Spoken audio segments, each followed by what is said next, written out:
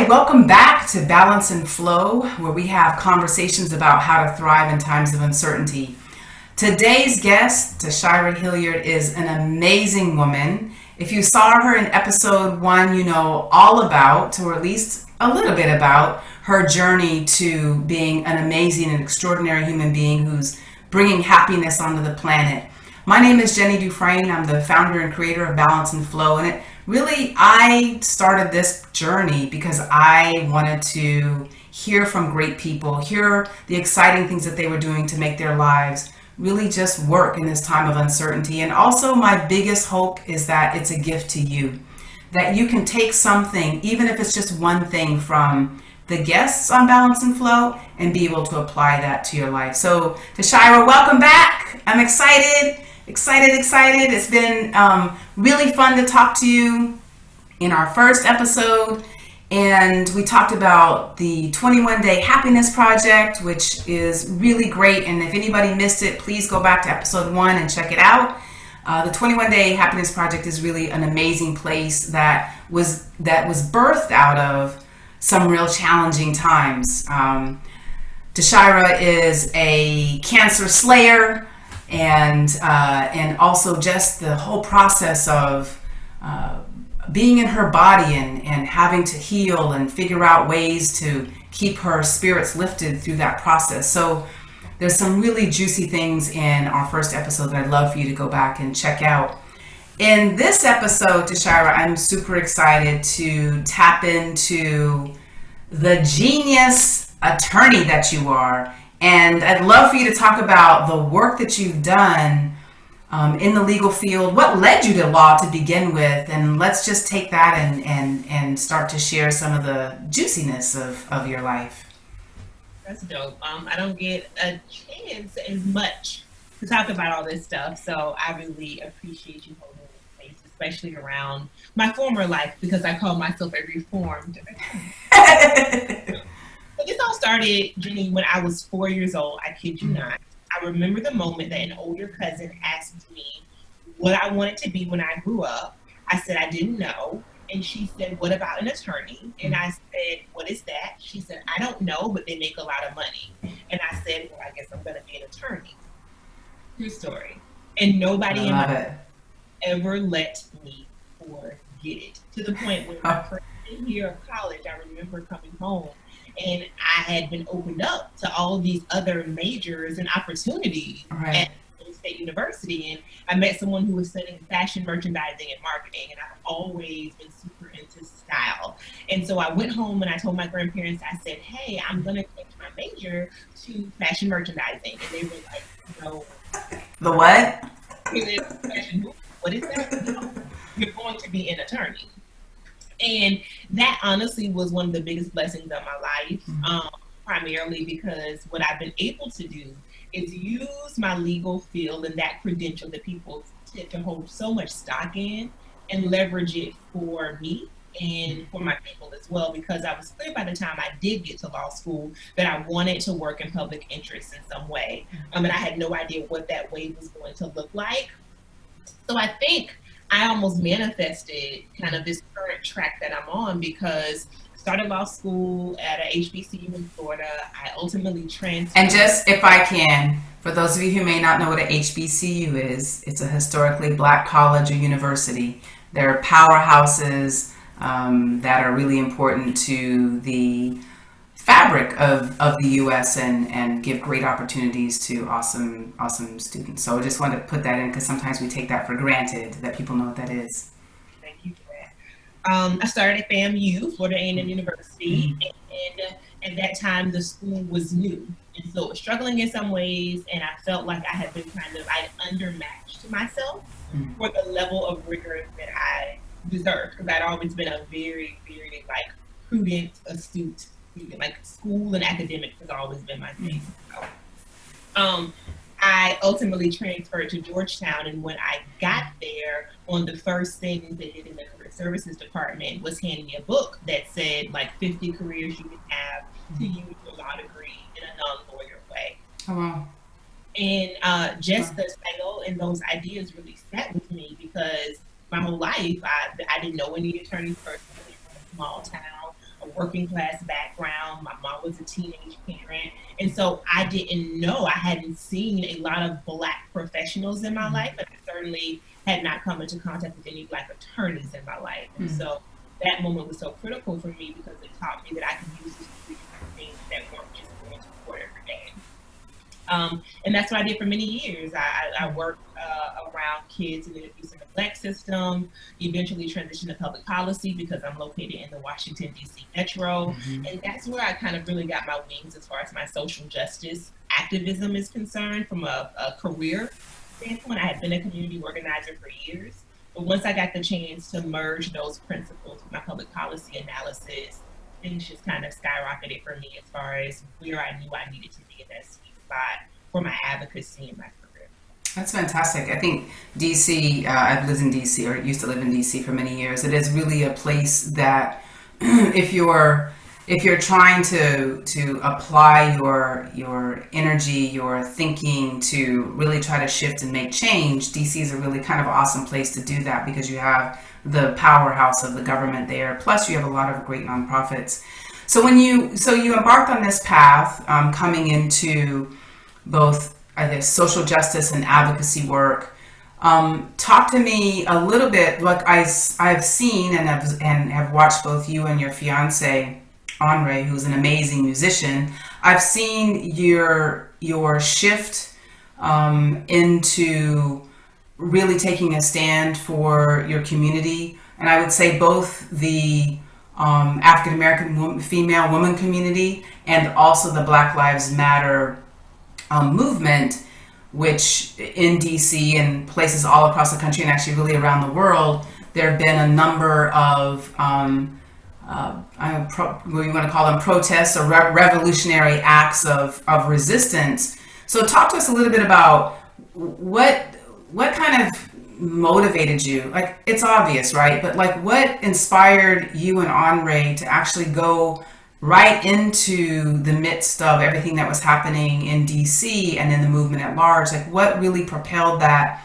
And what's one thing that you learned about happiness in doing that? I don't want to take it too far back, but I think as a prelude, I would be remiss if I didn't talk about how when I was 19 years old, I came home my freshman year of college, that same college I wanted to change my major. And at the same year that I wanted to change my major. And I saw the KKK marching down the main street of my city, also called Main Street, in a small town. And I remember going home and telling my grandparents about it, and they had been raised and grew up in the Jim Crow South, so they were just really desensitized to it. And I remember feeling very helpless because there was no NAACP, there was no Urban League, besides the church, and I don't need to minimize their influence, but besides the church, there was no established community hub that could represent our interests and our rights and our liberation. So very quickly, I realized that it was up to me to play my role in the movement, which had a big part to do with why I went to law school, and it was clear that I wanted advocacy to be my path. And so I'd been active and on the front lines before there was a Black Lives Matter. It's so interesting because now I feel like we need a whole new generation of organizers. Right. I started my work with the Occupy movement, which was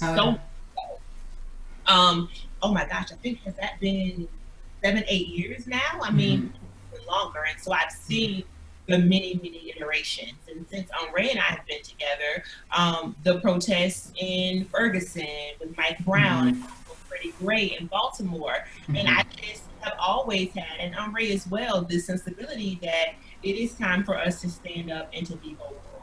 And I think this time around, Jenny, things have felt very different than the last iteration and resurgence of the movement.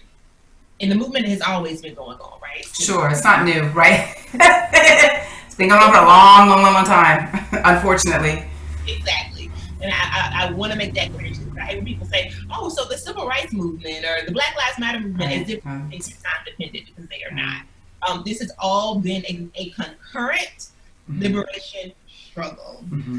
So in the current form that it is in today, on this day, Henri and I just felt like even with COVID, we couldn't sit still. We were at home watching the news, we were seeing people being tear gassed in the city. And my God, just the voice of this man crying out for his mother. Yeah. I don't think it is difficult for me to imagine someone having humanity and not being by that act. And so we took to the streets, and Unraid has been doing what she knows best, which is music making and video production. And I have been on my social media rants and making IGTV videos and YouTube videos, and really using politics and fashion in a way that I had not seen before, Jenny. And I am proud of myself for that, because I think I was in a space when we first met where I thought the brand looks like this. Yeah. It is this thing, it is that thing. Yeah. What I've learned is that the brand is me. It is whatever I decide it's going to Yes. be. Right now, you're in this social justice moment, and so that's what the brand looks like. Yeah. I think that's really, and so we'll be sharing the different platforms that you're on and your different social media handles. Like at the very end of this, we'll have information so that people can definitely connect with you. I would strongly encourage folks to follow you, and I think for many reasons, not just because you're my friend, but I think that what I see through your eyes, and I'm a few years older than you, just a couple, but what I see through your eyes is this freshness and passion and sort of tangibility, if that's a real word, but a tangibility of life and living, and it's something that I really love, and I'm excited that I get to have the privilege of talking to you and having you as my friend, because and I think the other part of this is we have politics, we have fashion. You're a lifestyle blogger that's influencing people, that you have your happiness part of your journey that you've created in the Joy Lounge. So you have all of these different elements, and one of the things that I know that I've struggled with is taking what seem to be very disparate parts of ourselves and merging them and blending them. And so I'm excited to see the evolution and the coming together. I think it's something that happens in Western society, which is you have to remain bifurcated. You can't be a leader, for example. You can't be an attorney, for example, and be a fashion blogger at the same time. Like, we don't give allowance in this culture. We don't give allowance for that. You can't, be outraged about George Floyd and Breonna Taylor and others, and still like have these fashionable brands that are also part of the dynamic and the personality and all that. So I think I would strongly encourage folks to, particularly people who are entrepreneurs, to follow Tashira, because she's doing a really masterful job of bringing these different pieces together and just living full out, like just being full out and being alive. And so Tashira, go ahead.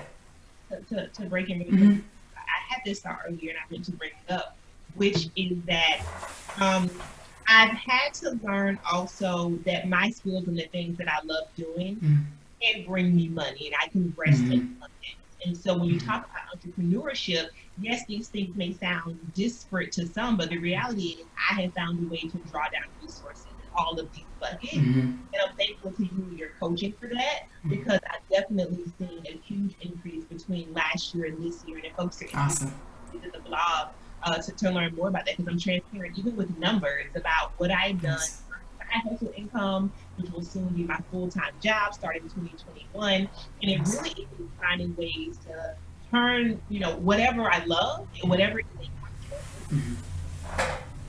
And that's fantastic. And just to actually pull that thread a little bit more, one of the things that I think our era of coronavirus and COVID has really allowed is that everything that used to be live is no longer live, right? And so for any entrepreneurs or people who are looking at Tashira's blog in particular, because the space that I'm in is evolving as I'm starting to shift in a different way, but digital really is powerful. It allows, for example, we can participate in a virtual 3-day summit, which I did recently, with someone who was in Canada and had 110 countries on the platform. That would never have happened in his normal live event, right? And so I think that's something that's really powerful, again, about this space. And being able to, when we have something of value, and when we're living out loud with that, we're being ourselves, we're being authentically ourselves, which I think is, and transparent is also really important. It draws people to us. So I think that I'm excited for you for sure in seeing these different pieces come together, and then, you know, also being able to create the freedom that you want. And I know one of your monikers is Freedom Fighter. So actually, let me just take a step back. So I'm really curious. In DC, for those people that were watching the reporting from DC during the sort of more intense protests and police pushback, or right? Talk to us about maintaining. How did you and Henri maintain your balance and maintain? I don't know if you would say maintain your happiness, but what remains your joy factor, being able to stay in that space? What was that? Like, what was that like? Did you find that you just sort of collapsed into, you know, feeling really down? Were you like, I'd be really curious, because I think this is a place that people are kind of struggling with, like the onslaught of you know, another Black life being stolen off of our planet, and then our reaction to it. But somewhere I think that there's a choice to go down one path or another in terms of our own internal life force, I think. So I'd love to hear your thoughts on that. One of the people who was just a gift to this planet in more ways than I have words to describe is a long-term organizer named Grace Boggs out of Detroit. And she wrote a book that was revised called Revolution and Evolution in the 20th Century. And she talks about the role of protests and what's looked like these spontaneous eruptions in movement building. And her biggest point that I took from that text was that there are some people who are going to hit the streets when something happens, and they are going to stay there for as long as organizers can keep the energy going. But it is organizers' jobs to forecast and to organize what the demands are going to be and how we can get those done. We both depend on each other. We have a symbiotic relationship. I consider myself to be in the organizer category. So in order for me to be able to sustain my work and to support the people who are on the streets, right, I have to figure out when to pull back. I have to figure out when it's time for rest and self-care. So while protests are still happening in DC, although they're no longer, you know, making mainstream news, they're very much still happening in DC. Black Lives Matter Plaza is still popping, and every Saturday there's a large protest that happens. I have not taken part in a street front on the street protest in probably about a month, because I recognize that I needed to pull back. Still created content around issues that were happening, still very much supported Henri and her being on the front lines. However, I realized that for me in my caretaking practice, I needed to pivot. And I wrote about this, and I also have a YouTube video about self-care for activists and advocates, because I think it looks a little bit different, right? You know, I talked in that YouTube video about the thing that we're running away from and not making time for is the thing that we probably need the most, and that rest is essential to any liberation movement. Absolutely. Yeah, I'm happy you asked me that question, Jenny, because I'm really clear that rest, self-care, nutritious food, taking naps, all those things are just as revolutionary as holding a sign. And for some people, they're really, really revolutionary, because that's never happened, right? I mean, I'm sure there's plenty of leaders who are on and listening, and who will be listening, who are like, rest, like that's like a dirty 4-letter word, right? Like, no, it's actually really important. And I think it's, you know, and this is I don't know why this has popped in my head, but I remember when there was a report after the Reverend Dr. Martin Luther King was assassinated, somewhere along in the years, there was a discussion. I don't know if this was urban myth, but it always stuck in my head that I just consider the amount of stress that his one physical body absorbed, both the physical assaults, but also the psychological assaults, the worrying about his family, the bombings at his house, the assassination attempts, all of these pieces. And it was said or written that after, as part of his autopsy, that his heart was either, I think, much, much, much larger or much, much, much smaller than it should have been. And it was attributed to that absorption of stress, that being sort of on edge, the flight or fight kind of, right?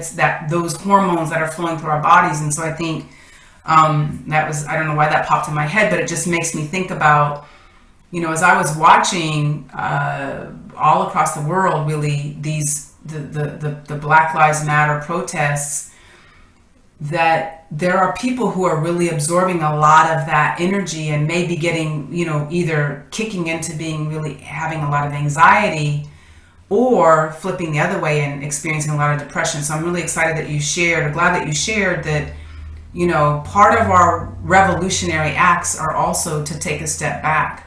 And that doesn't mean that you're not down enough, or you're not cool enough, or you're not, with it enough, but that if you're not around to forward the conversation, or if your voice is no longer able to be heard, then for what? Like, what did that accomplish? So I'm glad that you shared that. So freedom fighting, being a freedom fighter, is something that you talk about and you claim. Tell us a little bit about the Joy Lounge. What do you do inside the Joy Lounge? I've been in it, but for those that ain't been there, what's happening in the Joy Lounge. So with the 21-Day Happiness Project, I felt like, my home, my hub of politics and fashion just wasn't enough. That the tribe needed someplace else to gather and to love on each other and to support each other. And so we created a private Facebook group called the Joy Lounge, which is for women, all walks of life. But the goal is to promote each other, doing that one small act of self-care every day. Awesome. Some days it just means dropping a selfie of yourself looking cute and having a up on you. Some days it's a reminder and an affirmation that we ask for people to just repeat to themselves and improve in their daily lives. Some days it's fun videos or it's live chats from me. But the goal is to make people just feel really enclosed and surrounded by the key concept and the theme of the Happiness Project, which is joy and self-care. We now also have an IG platform, which I'm so happy. Because Instagram is definitely like my playground as a blogger and on it early on as a brand. And so to bring the Joy Lounge there now as a separate kind of platform outside of politics and fashion feels really good. And we're definitely cranking out some really good as well. So I recommend you follow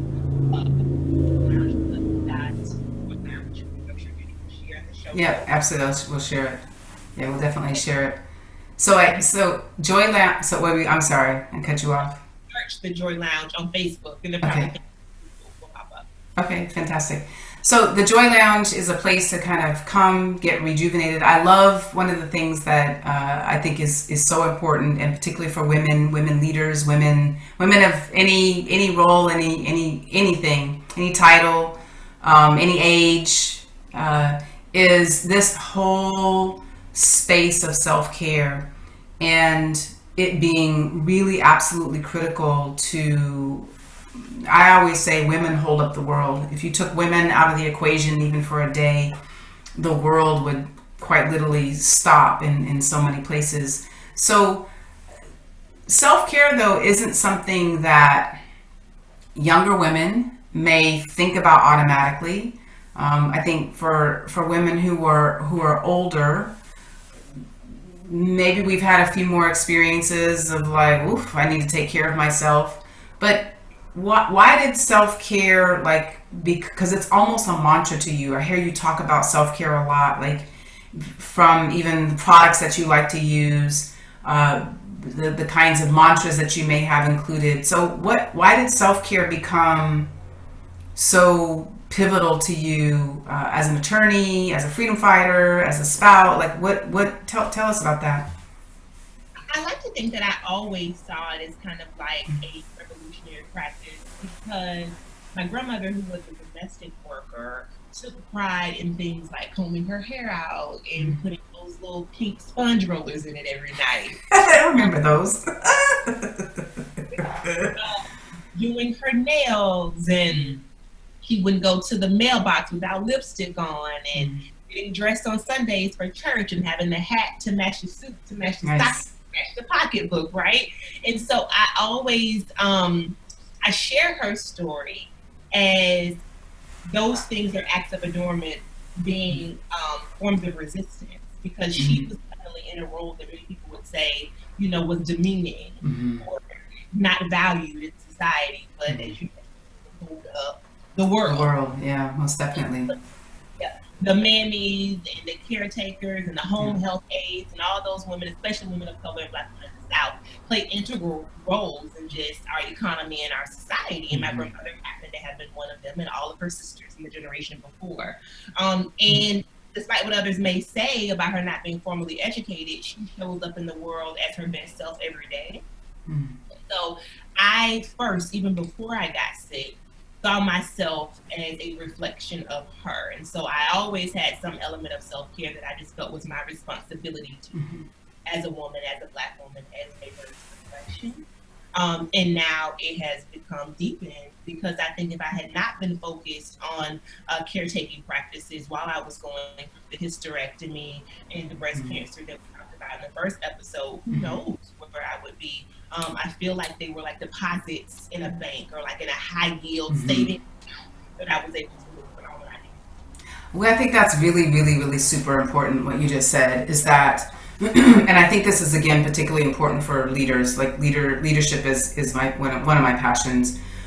But the fact that you said you had been making deposits into that bank, so that your reservoir of kind of resilience was actually fuller, rather than what happens to a lot of folks that I know, certainly, and what certainly happened with me, is that we were strictly running on empty.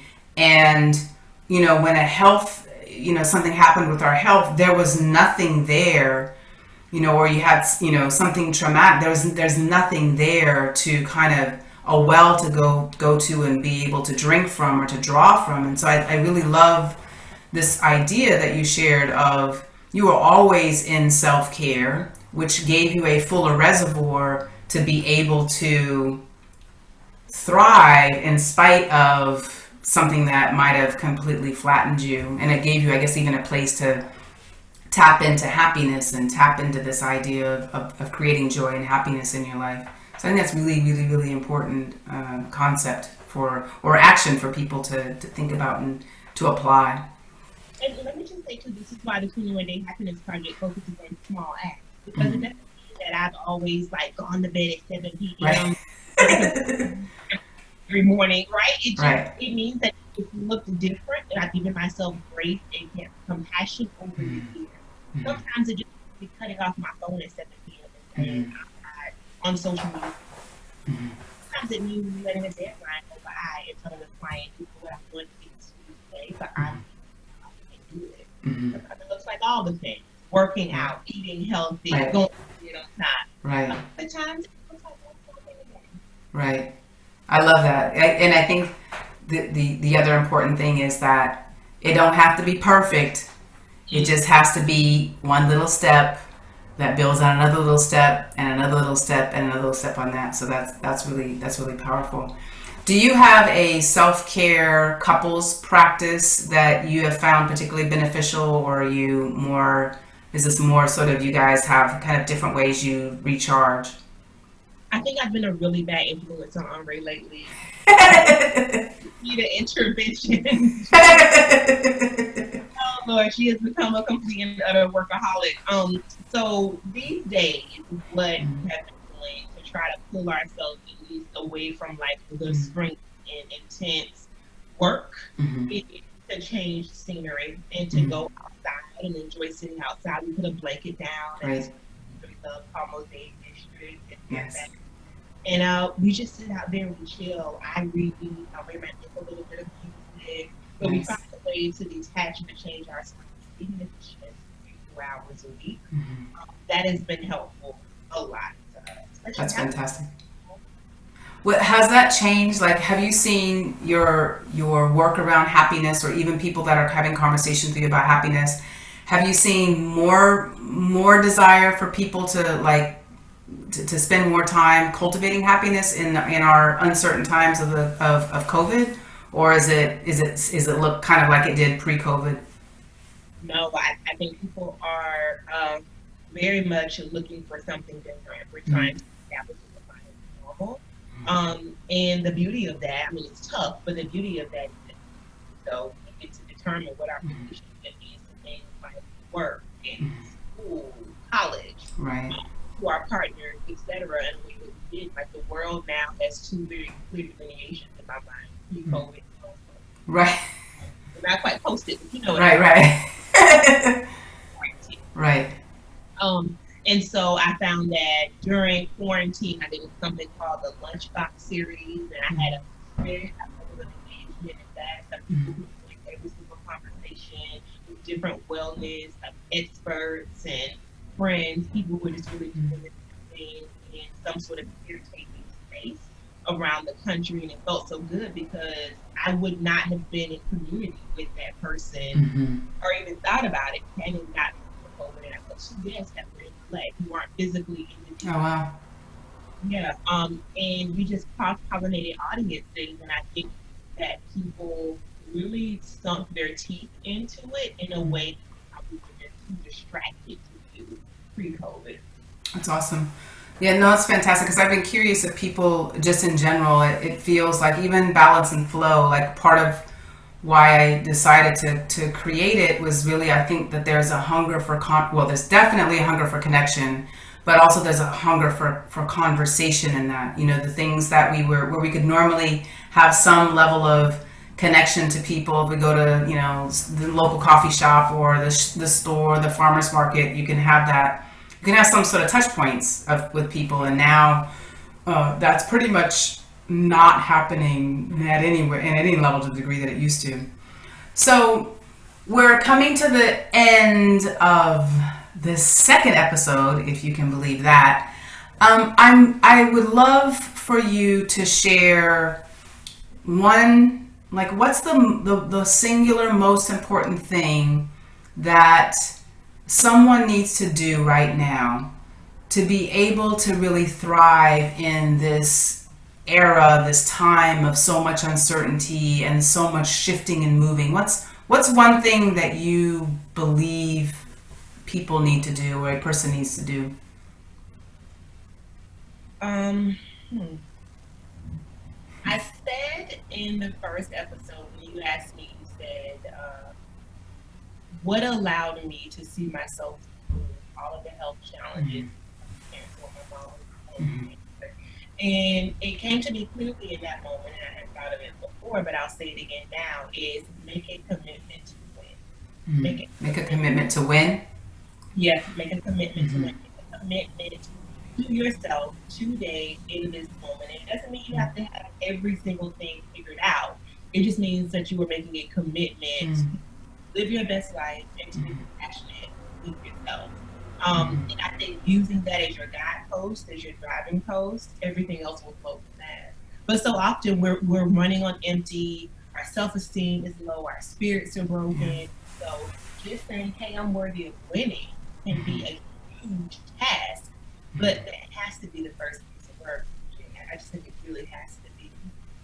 I think that's powerful. And as you were sharing that, I was really sort of internalizing, like, what does it mean to win? So if I'm in my house and I'm alone, what is asking that question, what does it mean for me to win, is actually the opening of the door. Whether it's physically opening the door or psychologically opening the door and creating something beautiful out of that. If it's a health challenge, the commitment to win is slaying that health challenge and coming out on the other side more vibrant and more alive. If it's a business, you know, the commitment to win is to, you know, grow your tribe, grow your community, or rebuild. For a lot of people, a lot of business owners are having to rebuild. And so that commitment to win, I love that. And thank you for that gift, the commitment to win.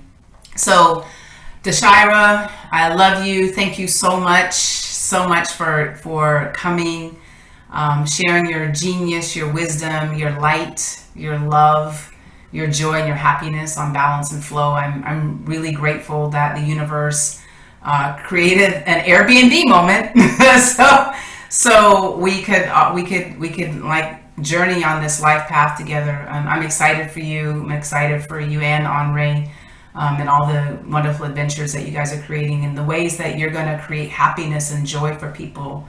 You know, I think that's, at the end of the day, I think that is the most important gift we can give ourselves: happiness, to be happy in our skins, to be happy in our bodies, to be happy in our lives, whatever those lives are, and to feel that joy that we can create anything that we set our minds to.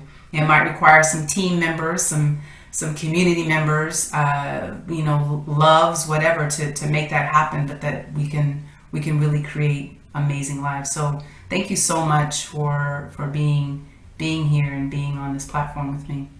Thanks. All right, talk to you.